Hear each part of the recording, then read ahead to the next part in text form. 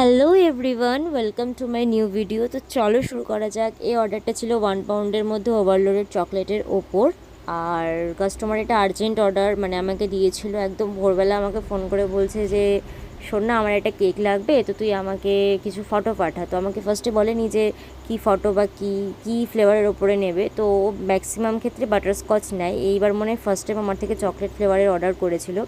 And শুধু chocolate না, chocolate আর কি ওভারলোডেড চকলেট বলতে পারো। তো এটা যেত ওর হচ্ছে দিদির বরের আর কি বার্থডে পারপাস। তো ও বলেছিল যে ওটা চকলেট ফ্লেভার খেতে খুব ভালোবাসে, তো তুই একটা কাজ করিস, চকলেটের ওপরেই করে দিস।